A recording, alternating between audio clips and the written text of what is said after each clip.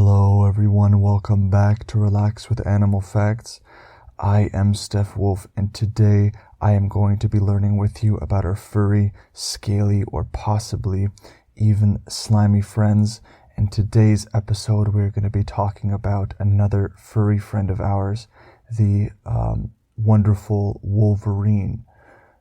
So this is a special listener episode dedicated to Wanda. Thank you so much for listening to the podcast and for suggesting such a cool animal that we all get to learn about together. So this episode wouldn't be possible without you. So thank you for listening and thank you for writing in. And if you would like to have your animal on the podcast, or if you just want to send in, if you just want to say hello, you could always send an email to relaxwithanimalfacts@gmail.com, and I respond to each and every one of you that write in because I love getting fan mail from you guys. So you can write in if you'd like. And I have a few special announcements before we get into the show today. The first is about the Patreon. So it is patreon.com/RWAF podcast. For any of you avid listeners of the show and you want more content, more video content, I have reduced the price of the Patreon to just $3 a month. So for those of you that want to have exclusive video episodes, I am doing them bi-weekly now. So if you want to have 2 episodes per month that are just special for you Patreon listeners or subscribers, I guess you could say, you can head on over to patreon.com/RWAF podcast. And for only $3 a month, you get to have more relaxing time with animal facts. So the second announcement is that the RWAF podcast is on Instagram, so you can search up that same handle, RWAF podcast, and there I have already uploaded a few different things, one of which is actually a furry friend of mine, which is my special little doggy known as Molly. She's a golden doodle and she's a very avid listener of the show. So if you'd like to see my golden doodle there, you can go to the Instagram RWAF podcast. And again, thank you so much for those of you who are following on Spotify and continue to follow. We've been getting so much support recently, and it really helps grow the podcast and help other people find it and relax with all of us. So this is a podcast family, and the more we grow, the more people we reach, and the more people are able to learn about animals and relax together. So without any further ado, let's get right into the show. So today's sources are coming from factanimal.com, LiveScience or LiveScience.com. After all these episodes, I still don't know the proper pronunciation, and National Geographic. So we have 3 different sources today. There was a lot of information about the Wolverine. It's a very, very special animal. So why don't we just get right into it? So if you've never seen a Wolverine before and you don't want to go on a Google image search, the Wolverine looks something like a skunk, a bear, and a dog all mixed into one. So with very short legs, long hair, and sort of a elongated snout. So the Wolverines have a distinctive mask of dark fur around their eyes specifically, and their forehead as well. And they will have a stripe of blonde or this sort of ivory fur that runs from each shoulder to the base of the animal's tail. So very, very interesting animal, and looking like a mixture of 3 different animals. Very similar to the sort of weird mixtures that we've seen in, for example, the platypus episode, another fun episode, where we see that an animal resembles, a mixture of all these different kinds of animals, which is really interesting. So the adult Wolverine is about the size of a medium-sized dog. So the Wolverine can grow to a length from between 26 and 42 inches and a height of between 6 and 10 inches, and can weigh between about 12 to 55 pounds. So we do have very common that kind of large range of weight, because it can depend on males, on females, and on different sort of subspecies, because there are subspecies as well. So definitely a medium-sized dog. So medium-sized dogs can be maybe 30 to 70 pounds, in between that sort of range. So I can definitely see where this dog comparison comes in. And a large male can weigh up to 71 pounds, and an exceptionally large male can reach 77 pounds. So very, very large for these guys. The males are going to be larger than the females by about 30%. So again, a very common trait among many, many species that we've covered on the show. And the Eurasian wolverines are said to be even larger than the North American variety, with average weights of about 44 pounds. So as an example, the wolverines that are found in, for example, northern Canada, shout out to my Canadian friends. So the wolverines found in northern Canada can range from about 22 pounds to 34 pounds. And that's the discrepancy between females and males of the same species. Well, compared to the Alaskan wolverines, they can weigh from about 21 to 37 pounds, so a little bit larger. And even in Finland, the average weights can range from 24 to 28 pounds.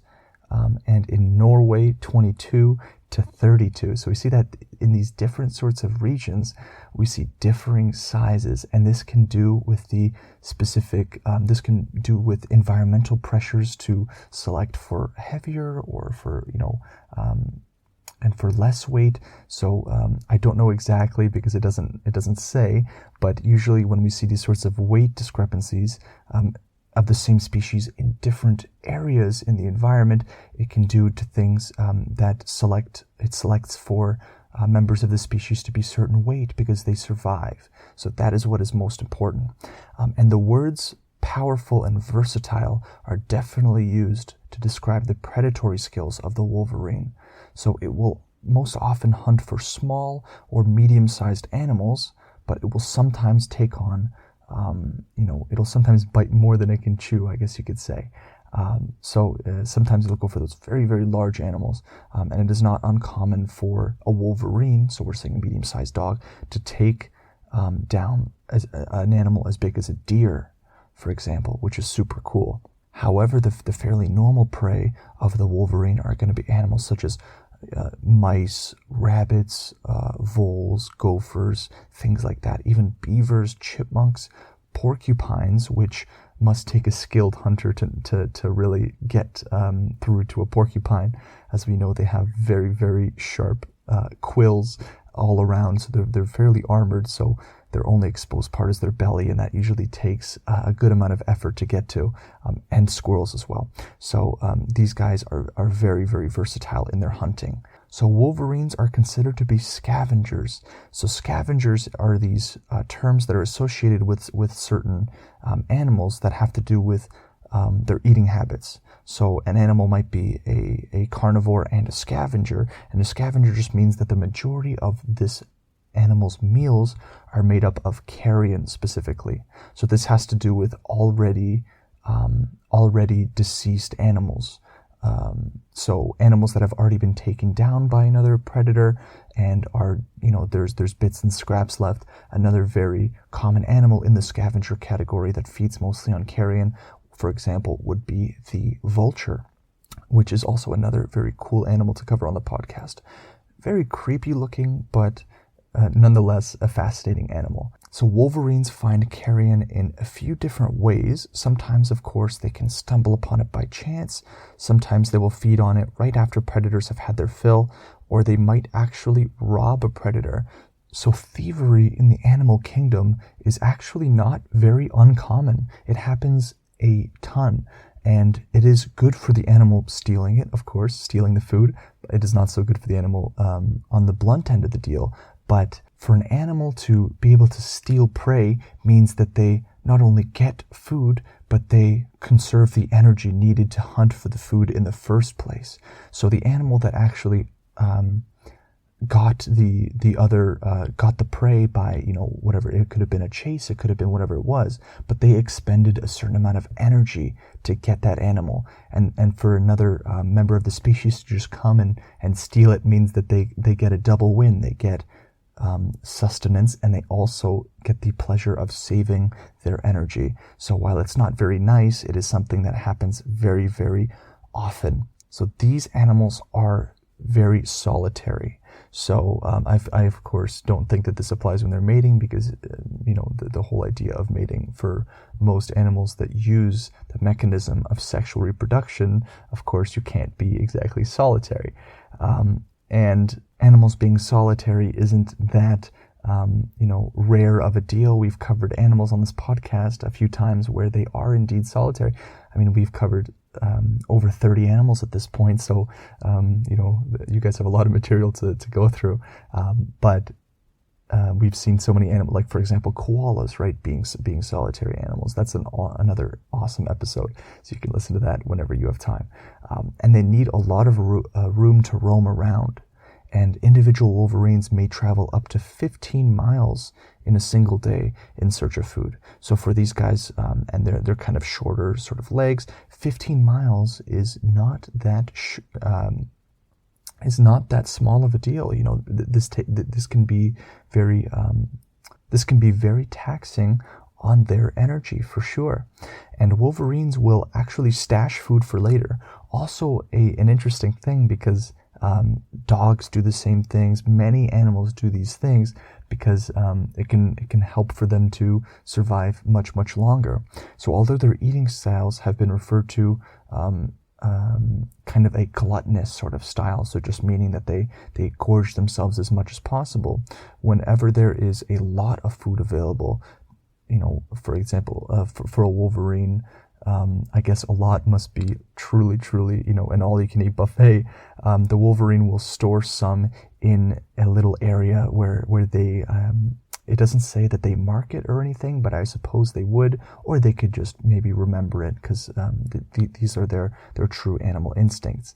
And the main purpose for this is to have a supply of food handy just in case during winter time, or when there happens to be a scarcity in food supply, and different situations like that. So wolverines do indeed have natural enemies as well. So they are not considered what we have covered on the podcast before, which are apex predators. Apex predators meaning that they are on the very top of the food chain. No natural predators. I mean, humans are always a natural predator, but in the case of the wolverine, they are not an apex predator.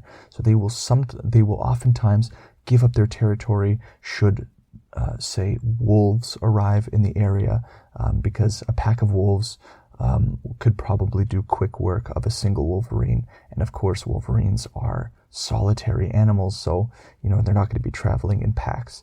But a pack of wolverines could definitely do some damage if they weren't solitary. And a wolverine may defend kills against larger animals like wolves or bears, not oftentimes if there's a pack or multiple. But another natural enemy of the wolverine happens to be bears, which is, if you remember from the beginning of the show, they were compared to bears, so that's kind of interesting. So they do not stand much of a chance against bears. At least I suppose it depends on the age of the bear and things like that, but I imagine a fully grown grizzly bear would not be that intimidated of a 30 to 50 pound wolverine. So that is just maybe it's an assumption, but that's how I imagine it going. So wolverine males will form long-lasting bonds with females. So some male wolverines will live their lives without ever having a mate, but others will end up spending their lifetime in a long-term relationship with two or more females. So these kind of one male to multiple female relationships, especially long-term, which is super, super interesting. This is actually one of the rarer cases. Polygamy is very, very common in the animal kingdom, but to have long-term lasting relationships with each of the females is not something I see very often in the animal kingdom. Maybe there are a lot of animals out there, but not so many that we've covered on the podcast specifically. So the male in the relationships will visit the female from time to time. So although they're solitary, they will make time to see their multiple significant others. And this is known as polygamy. So polygamous relationships are when you have one male to multiple females. So the reproductive cycle for wolverines does have a delay in it. So this going a little bit deeper into this. So if you're wondering when is the mating season for wolverines, it's during the summertime, but the implantation of the embryo in the uterus doesn't take place until about early wintertime, and this delays the fetus development stage, which is super interesting. I've never heard of an animal having this sort of reproductive system. So if food is scarce, a female wolverine will not produce any young at all, and litters of 2 or 3 kits following about 30 to 50 gestation period, and the kits will grow quickly and reach adult size in about a year or so. So gestation period, a month to a little bit over a month and a half is the regular gestation period, which makes sense concerning we'll get into their life expectancies in just a second, I suppose. I don't want to ruin that. Baby wolverines, as you may have heard earlier, they're called kits. So if you're wondering, what they're called, baby wolverines, kits, which is, I'm not sure where they got that from, but kits are born with their eyes closed and are covered in this sort of white fur, so differentiating from the fur of adults, which is also a very common trait. So while the females handle the bulk of the rearing, the males will visit and care for the young, sort of, I suppose, whenever they can, whenever they have time, or whenever they feel like it. And sometimes kits will stay with their mothers until they're ready to have kits of their own, and they're ready to reproduce at about 2 years old. But it is again common for them to be completely independent at about that year mark, so 12 months. So their lifespan, I didn't want to ruin this. So the typical wolverine will live between 15 and 17 years old in captivity, while in the wild they will only live to about 10 years. So this is one of the shortest life expectancies that we've had on the podcast, especially concerning this animal's size.